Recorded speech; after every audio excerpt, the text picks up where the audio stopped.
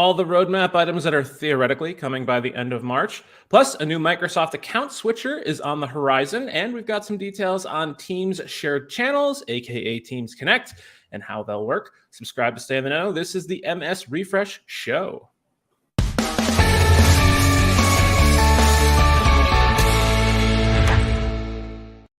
Hi there, and welcome to the Matt and Sean 365 Refresh Show. This is episode 5-4 for the week, or the work week of March 7th, 2022. Coming to you from the East Coast, my name is Matt Wade. And as always, coming from the West Coast, I'm Sean Bugler. Matt, how are you? Oh, I am just grand. I have been spending a lot of time in the last few days doing something that Matt Wade never does, and that is coding.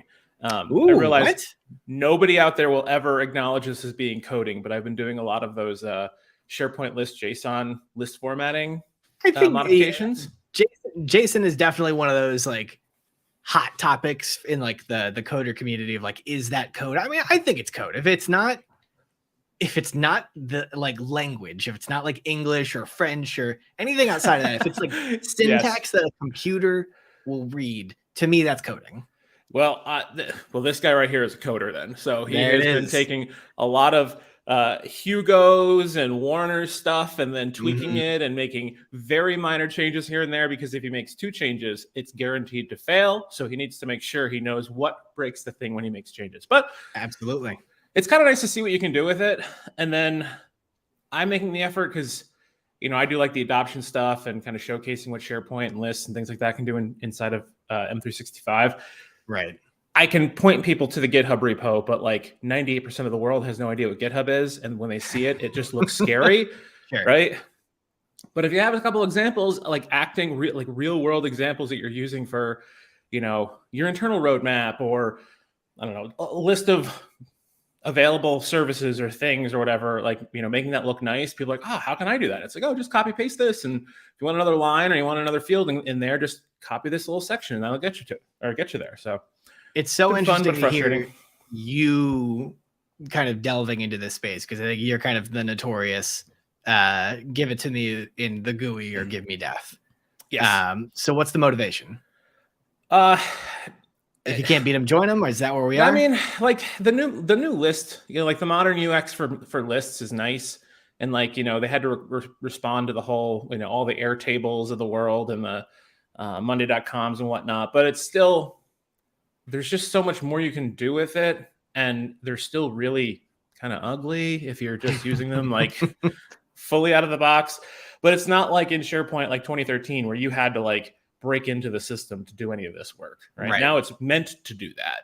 So the fact that it's actually got a platform to work on, and I don't have to like go behind the scenes or work backstage, you know, I can actually do this stuff and like, you know, build the set for the play on the stage as opposed to, you know, behind the scenes. I think that's a good thing. So it feels like because it's more sanctioned than Rogue, supported. Let's say supported. Sure, there's guardrails. You know? Yeah. So yeah, right on. Well, I'm excited to see what comes at. You know, obviously, if it's anything that feels topical and relevant that goes beyond the bounds, you should share it here on the show. It will not be beyond the bounds. There are some nice templates out there that you can tweak, and that's essentially what I'm doing, is taking the templates as they are, playing with them, toying with them to the extent that I don't rip my hair out, and presenting that as my final product. And as far as I'm concerned, that's good enough, and it's an improvement over what was there before. So right on. Well, I respect it. I'm glad to hear that you're making progress. So what's good on your side? I was telling you right before we went live, I tweaked my back, just setting some shoes on the ground yesterday. And it remains a very humbling experience to do something very simple and then hurt yourself. Yeah. Needless to say, I am not in peak physical form by any stretch. I'm not going to be competing in the Olympics anytime soon. Right. Certainly not now. But other than that, no, it's just kind of one day at a time. We're in spring break at college, so I'm just that's good. Biding my that time. Worked out well for you. No kidding. Yeah, no, so I'm just one day at a time. Otherwise, enjoying the opportunity to stick my head back in the pool of M365 updates to see what cool stuff is on the horizon, because there is quite a bit of interesting stuff. Yeah, so I think that's probably a good segue to a kickoff. We're going to talk about, or you are going to talk about, what's supposedly going to be coming to us this month. Let's do it. This is the news.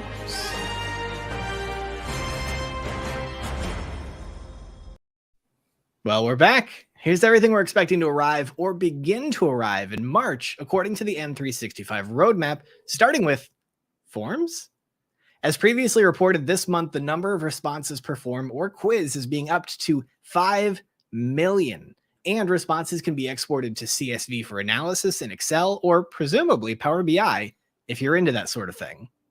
Direct sharing of a form to specific people can optionally soon be accompanied by an email notification, an experience familiar to all SharePoint site owners, checking and unchecking that send email notification checkbox while fiddling with site permissions.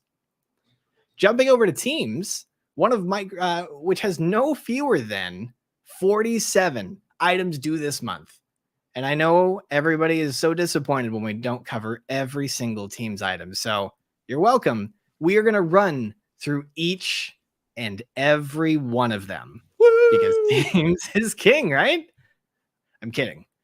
Here are a few ones that we picked out we thought were relevant, starting with, as Matt mentioned at the top, Teams Connect. Microsoft's answer to Slack Connect is arriving in preview this month, finally. The co-organizer role is finally rolling out to help with managing breakout rooms. Still no detail on whether this will help when an appointment that's owned by someone leaving the org needs to pass on ownership to somebody else. Any bets? This has plagued every organization in a small way since 1997. Oh, and even GCC High and DoD are getting this alongside commercial and GCC Moderate. Third-party meeting join will let you use Teams to join Zoom and WebEx meetings, though the functionality is limited for now to video-enabled certified Teams Android devices for now, but the potential is pretty cool. I think we can all agree. The Teams channel to SharePoint folder naming snafu should finally be fixed, presuming it's not delayed again, ensuring that when a Teams channel is renamed, their associated SharePoint folders will follow suit. Teams admins will soon be able to set an automatic deletion policy on meeting recordings in OneDrive and SharePoint, though the file owner will still be able to extend the deletion date. Bonus. Teams webinars will also be added to an attendee's calendar, meaning that it will no longer just be a link that you have to dig up when it's time moving forward. All government and virtual desktop experiences, also known as VDI, are getting large gallery view. That's the 7x7 view that lets you see 49 people all at once, and together mode, because if there's anything our government needs, it's a little bit more togetherness. That's ad-libbed. GCC DoD is picking up meeting options, and we welcome them to the party.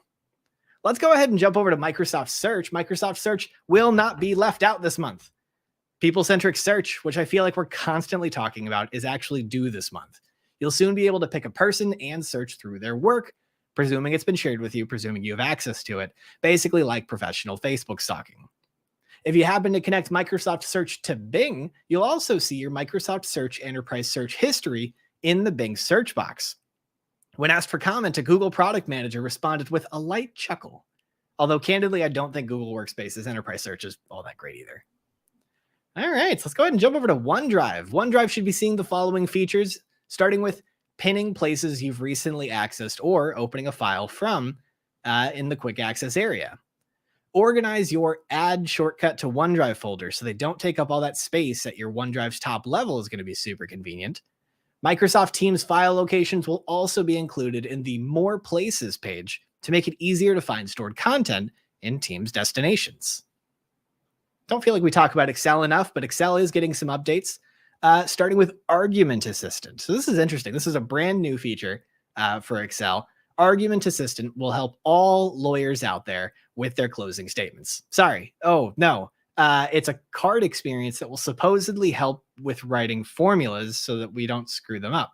Now, Excel has had functionality like this before, but you've had to know to open up the expressions pane on the right-hand side. So this should hopefully be a more accessible experience for the end user. And incredibly, after 30 plus years, the formula bar in Excel will soon be actually resizable to help you more easily manage those complex functions and formulas. Never left behind, Yammer should be seeing these features by the end of the month, including upvotes on question responses, profile page updates, bookmarks on conversations, dark mode, and notifications in Teams when someone adds you to a Yammer community. Now, as we all know, While we'd love to give equal airtime to all of our M365 friends, not all updates are created equally. Here are the services that didn't have enough news to warrant their own section in what we're now calling the M365 Potpourri section. Labels for tasks are due to arrive this month in Microsoft Project, finally bringing feature parity with Project to Planner in this particular area. Speaking of Planner, recurring tasks are scheduled to arrive this month as well. A hot ticket item, we love recurring tasks. Stream is finally getting the ability to upload and delete captions and transcripts for video files in OneDrive and SharePoint. Side note, none of the posted Stream roadmap items cover when the new Stream UI, the one with comments, chapters, transcripts, and video in a YouTube, look and feel, is actually going to come out. This new Stream experience is really playing it coy. Whiteboards shared in Microsoft Teams meetings will soon be able to be accessible by guests, external users, and anonymous users during the meeting, something that's not currently available. Though it is important to note that the whiteboard will not be accessible after the meeting. And that's it. That's all the news we've got here. So, yeah, back to you, Matt. That was the news.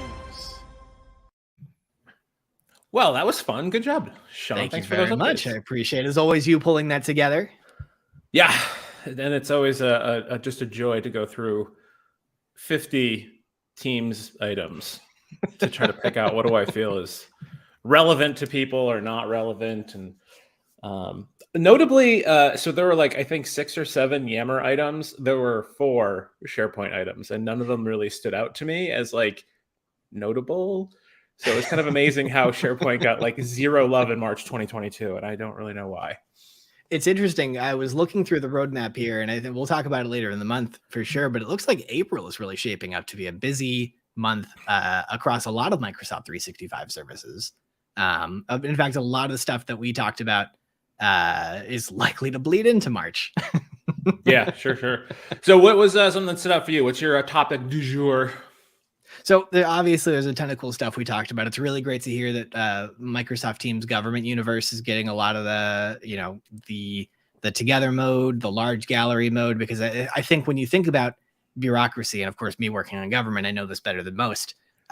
Most meetings aren't one-on-ones. So it's really nice to be able to have kind of those big canvases, those creative canvases to bring lots of people in.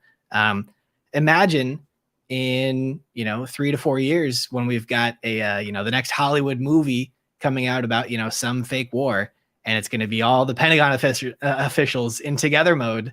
No. I can't wait for when custom together mode scenes roll out to government, and then get to watch that same wave of, boy, we're really funny. We're going to do the Simpsons couch and the Muppet, the Muppet Show, entry. Show. And then that scene in that war movie can have, the same 5 guys that play generals in all movies be Kermit, Miss Piggy, and, Sweetums. I can't wait. I cannot wait. But the thing that I wanted to talk about here actually isn't something that's coming out this month. It's something that's coming out next month. It just hit the Microsoft 365 roadmap, I think 2 or 3 days ago, or at least people started to pick up on it 2 or 3 days ago. It is called the new Microsoft Switcher. And the idea behind it, based on the roadmap, is that it's going to essentially give users the ability to, in a single browser session, be logged into multiple Microsoft accounts. So I've actually gone ahead and taken the liberty of just, straight from my head, I no inspiration needed, tried to mock up what I think this experience is going to look like. So well, that's beautiful. I love the color scheme that you chose. It looks so modern and so. Yeah, I tried to take inspiration from PowerPoint and Word and Excel. Yeah. And just the round. There's so many rounded corners. You got a nice pill shape there for managing your Microsoft account. Just what an inspiration. Thank you so much. I really do appreciate that. But to that end, jokes aside, this obviously cribbed from the Google account switcher that exists today.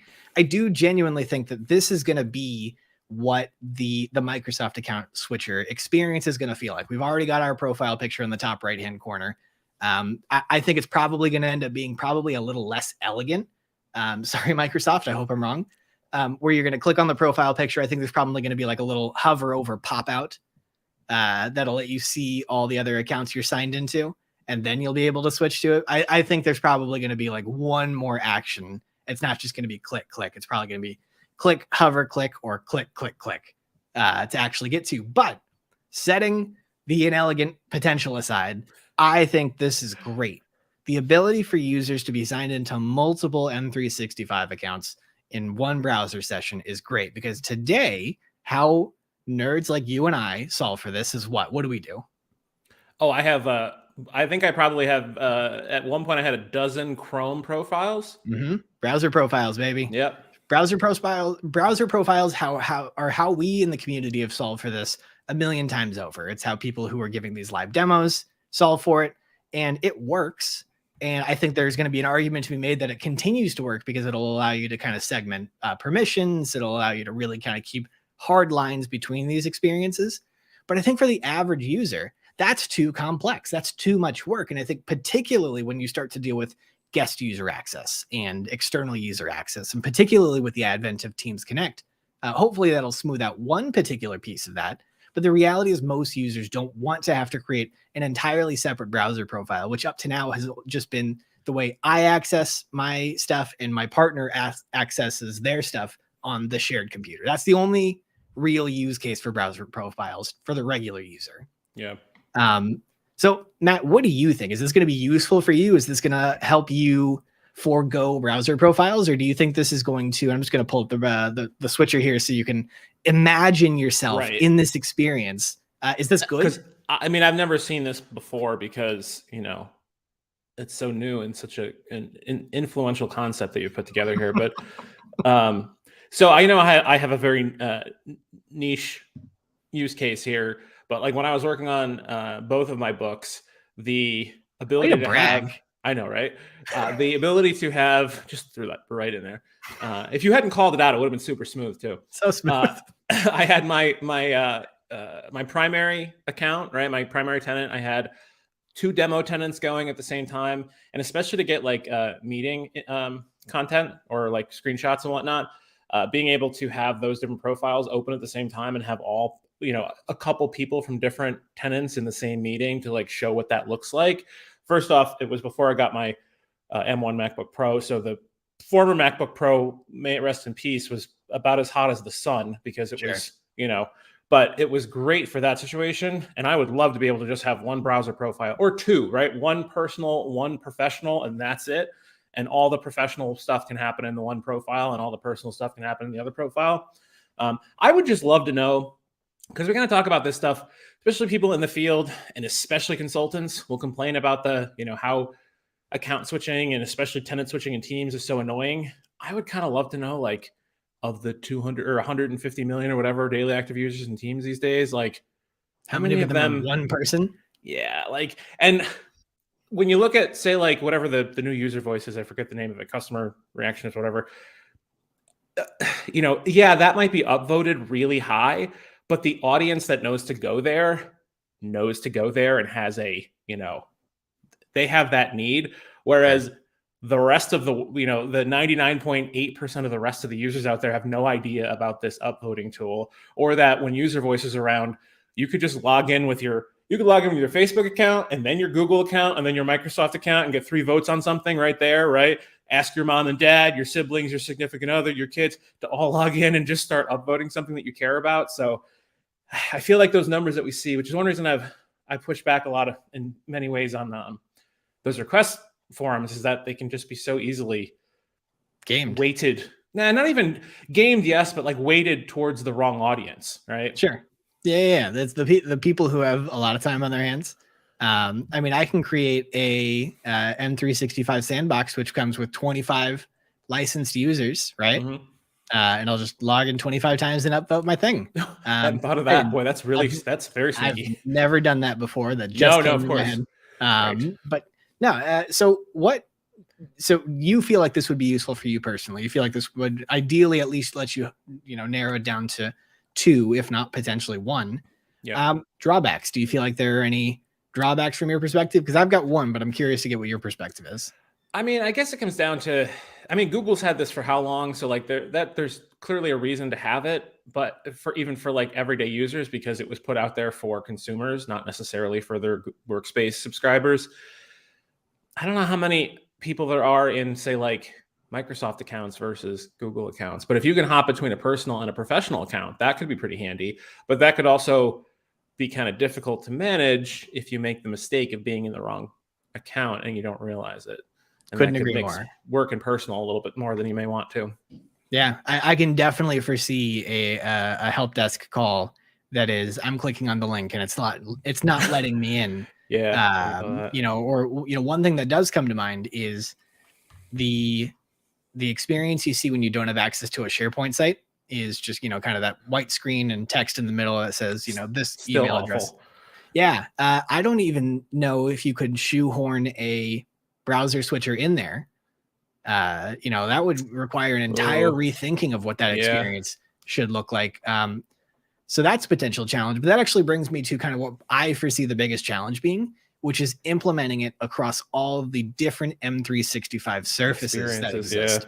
So you're talking about, great, you might launch this on day one for Office.com, Outlook, and let's say the core Office apps, Word, Excel, PowerPoint, OneNote, etc. Does Power BI get this on day one? Does Power Automate get this on day one? Does Power Apps get this on day one? How long did it take the Power Platform to get the app launcher? Like legitimately get the app launcher, That's a good question. And I mean, to that end, it was literally years. Years. Yeah.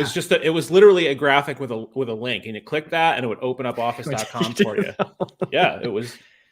And the hope is that they solved for that with an eye towards they needed something more dynamic. But if they didn't, if this isn't like the people card that's universal across the Office, the Microsoft 365 experience, this could be a potential major disconnect with respect to being able to, I got to go to the office.com and then do my application switcher, or am I still going to have separate browser profiles specifically for like the Power Platform stuff that I'm super active in? So it'll be interesting to see. All that said, it's scheduled to arrive next month, according to the M365 roadmap. I'm really excited for it. I really hope this is what we all need it to be, as of course, these heavily engaged nerds.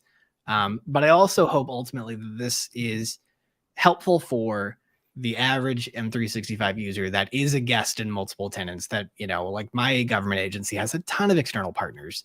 And it's a huge issue when you're signed into a personal Microsoft account and you try to accept an invitation. So I hope that there's some level of utility there for those people. What about you? That's enough about me. I'm going to put my soapbox in the back under my desk here. What jumped out to you this week? Well, I have the solution to all of your account switching problems, and that is Teams Connect. They could just scrap that deliverable because now Teams will fix the problem indefinitely. It's finally here. It's finally coming. Theoretically, yeah. So this week, or was it this week? No, it must have been late last week.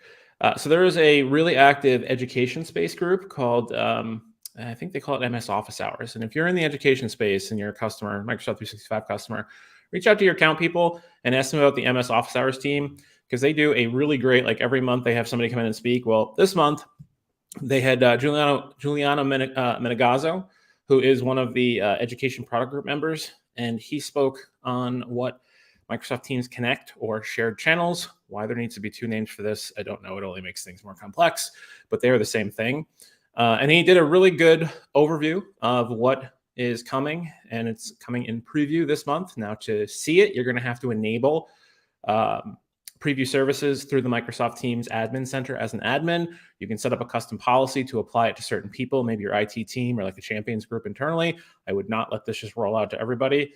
And then the individual has to enable preview from their settings in Microsoft Teams as well. All that stuff is documented online. You can definitely find it if you're a Teams admin out there. But I think the interesting part is talking about, like, what is this experience going to be like? So it's bigger than I thought it was going to be. So if you have a team and you have maybe 5 or 6 channels, you want to add a new channel and include some people from the outside, you can do that as long as those people, I believe they have to be M365 licensed. I don't believe, this is not the concept of guests where you could be, well, in that case, you have to be, well, no, you don't have to be licensed. Actually, you could be any email address, I believe. This is more so for connecting AD tenants. It's using Azure B2B collaboration to connect these different tenants together, which means, of course, that the sovereign clouds will not be included in this, at least not at first, because their ADs don't talk to each other yet. What's interesting, yeah, right. But what's interesting is that you can add in this team or create a shared channel, and you can add individuals. You can include teams, like a group from internally, and then you can add external teams as well. And basically, it's kind of the opposite of private channels, where a private channel is always a subset of the membership of the team that it's in. This is, you can add basically anybody you want to this channel and have a team of 17 people, but a channel of 1,700 people. And it can be pulling in people from the outside. Interestingly, it can do things that private channels can't. It can do meet now meetings. It can do scheduled channel meetings. There are some limitations on how those can start. Only internal people can start a meeting. And it supports most apps, which private channels typically don't, although it doesn't support Planner, Forms, or Stream as of yet. They're not sure if that's going to be available upon GA, although Giuliano did actually say he thinks that it will by GA. I'm doubtful of that, because that would require Planner, or at least Planner, to allow external access. But everything is really built on the existing external sort of settings. So exactly like private channels, a shared channel is going to have its own SharePoint site, and those files are going to be shared from there. So the people that are given access to that shared channel are given access to that site as well. And that's going to be using external access features that are built into SharePoint. I assume, as like from an admin standpoint, you're probably going to have to turn on not just the shared channels experience in Teams. I have a feeling that's not going to toggle the right toggles in SharePoint. You're going to have to enable SharePoint to do the same thing. And then let's see, there were a couple other things that popped up here. Oh, at mentions. You can only at mention the name of the teams that are added to the team. You can't at mention the name of the team that the shared channel is in, interestingly enough. There are a few other things in there. Luckily for people who are not in EDU, this session was recorded and they post these sessions on YouTube. So we will include the link in the description. But theoretically, we should be getting this by the end of the month. And the roadmap item doesn't include a GA timeframe. I would expect probably over the summer. I do not have any insider info on that one. I'm just reporting what I think makes sense. And then there was a reference or two to the Ignite session as well. The Ignite session was only like 15 or 20 minutes. This was back in October, but the slides are actually really useful. A lot of good screenshots if you've never seen what it looks like. So we'll leave a link to that in the description as well. So I think major opportunity here.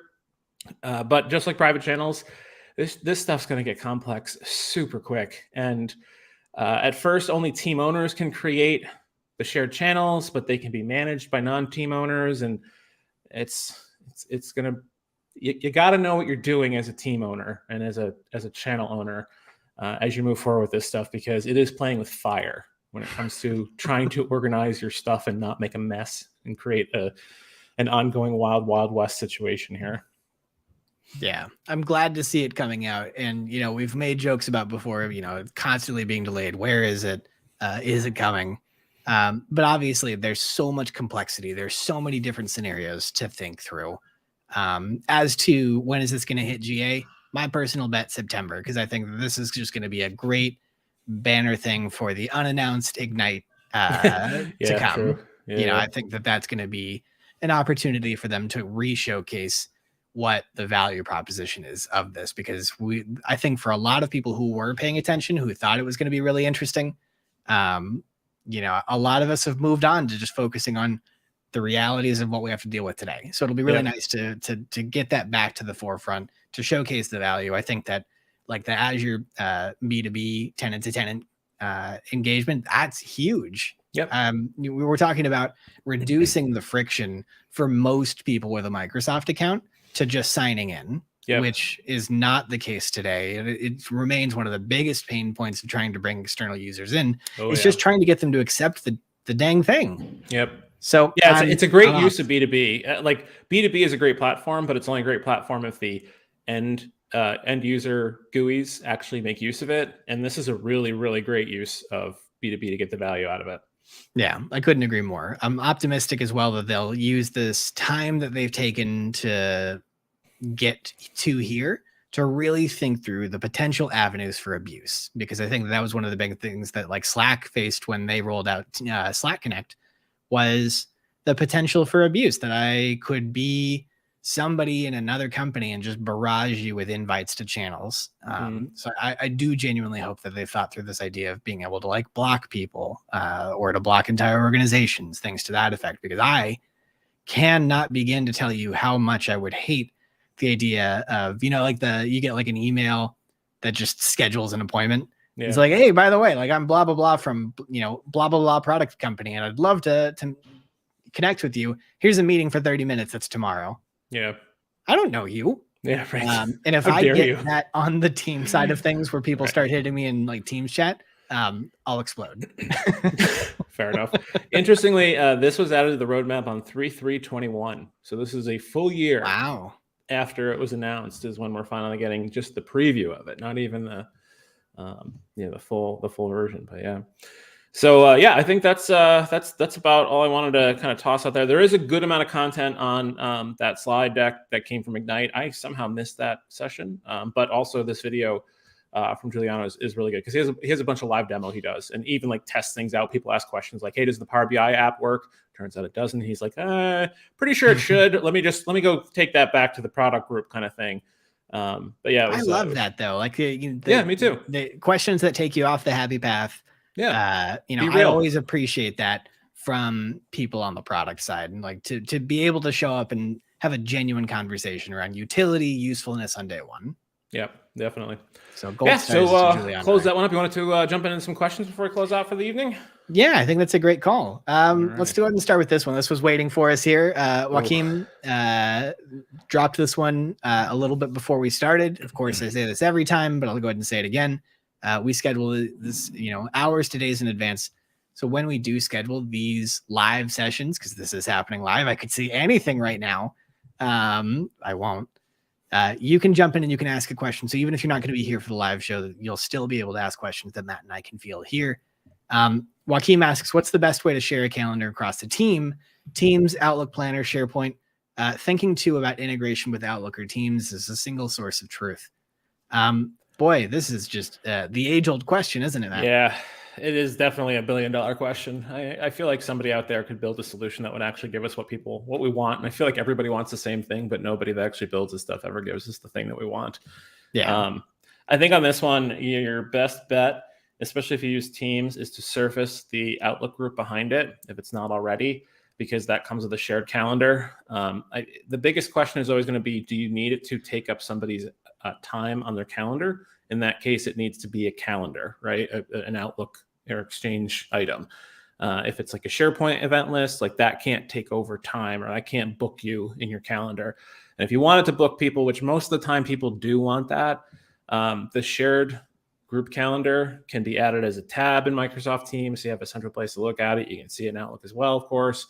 And as long as you like follow some, sit down and talk about how you want to use it and agree to how you want to use it, that can work. But the problem is if that's a team or a group of 15 people, and now you have another one for a team of another 25 people, another team of 8 people, those things can get overwhelming. So you kind of have to think about everybody's view into this and what they need, not just yours. And it's not easy. Yeah. I would say I'd push back on what you said the biggest question is, because I think the biggest question is really, is there going to be an external component to this? That's true too. I actually, most of my experience has really only been internally facing, right? Most of the companies that I've worked with or for have not, yes, they work with outside people, but they don't collaborate on a day-to-day basis. So that's a really good point. Yeah. Yeah. So to that end, if you are dealing with external guests, there is no perfect solution. And I think that that's an important thing to acknowledge, that at least as far as I'm aware, and hopefully this has changed or is in the process of changing, external guests that are part of an M365 group or a Microsoft team don't actually have the capacity to see the Exchange object, to actually see the calendar. And so you can still invite the group or invite the team to an event, and, much in the same way that like it functions as like a distribution list, they'll still get that calendar invite, but they're not going to get that bird's eye view when they log into the Teams team and go to the calendar tab. They're not going to get that not beautiful experience, but functional experience. Yeah.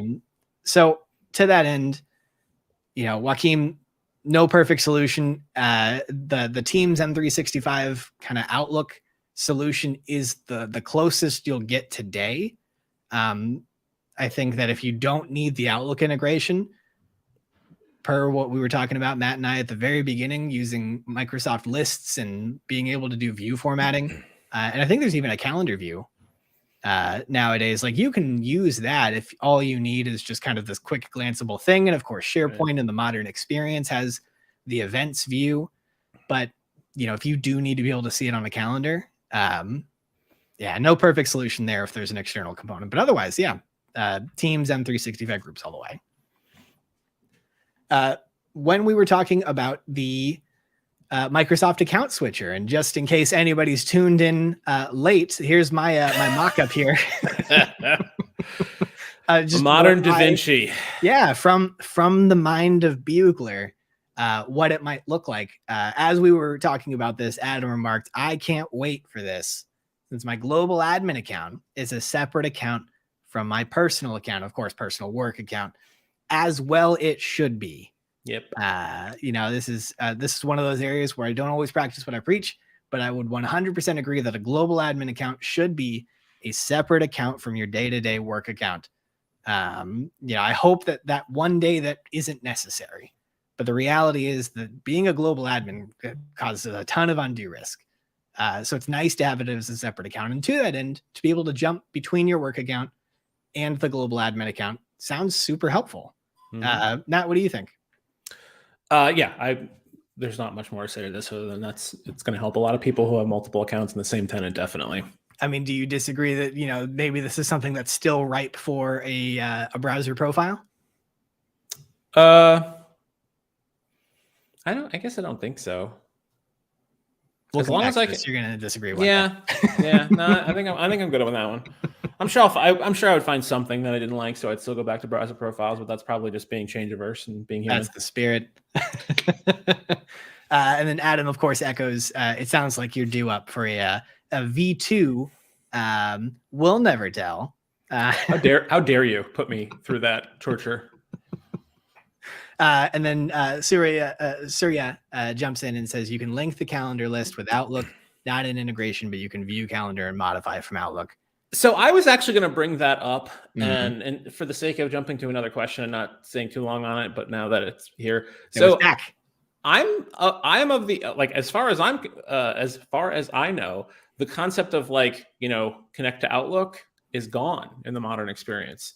And it's one of those things that people that I work with have complained a lot about, because they just want to open up a calendar, a SharePoint calendar or Microsoft List calendar now in Outlook and overlay it like a transparency on a projector. And as far as I know, without going back to classic mode, which can kind of screw up your site and likely will be deprecated over very soon, probably.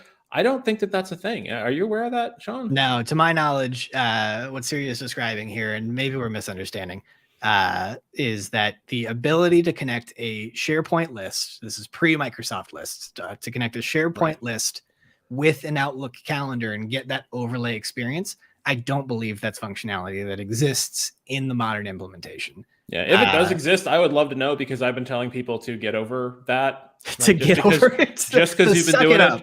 Just because you've been doing it since 2010 doesn't mean that it's a modern thing that you should be doing now. And of course, people complain that they put all these features in and now they're taking them away. How is this considered a better experience? And it's because they're putting their efforts into the things that they're really going to support. And a lot of these things, and I think that Connect to Outlook feature was something that somebody probably just did and said, oh, this will probably work. And then they started building on it. And then it wasn't a future-proof solution. You know what I mean? You could open libraries in Outlook. You could open all this stuff in Outlook if you wanted to, but is that really what SharePoint was made for you to open it up in Outlook?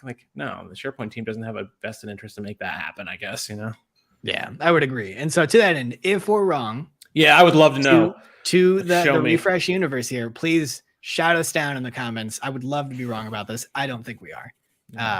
So to that end, if somebody has an alternative venue of a solution, we'd love to hear it. Is it an overly complex Power Automate flow? Yeah, that too, but especially simple. If you know how to get a SharePoint events web part or events list, once it gets created, or a Microsoft list to show up in context with your Outlook calendar, I would love to know how to do that without custom coding or without having to install apps or plugins or things like that. Like out of the box SharePoint, that's just the way it works. I would love to know that. Yeah, because you've got like the add to calendar on a per event basis, but that's not even like a subscription. That's a one-time static. Yeah. Yep, exactly. Yeah. Yeah, which is useful, but like you got to know you got to know that you're doing that, right? Couldn't agree more. Yeah, there's a potential opportunity here to solve for it. It is just not here today. Yes. Agreed.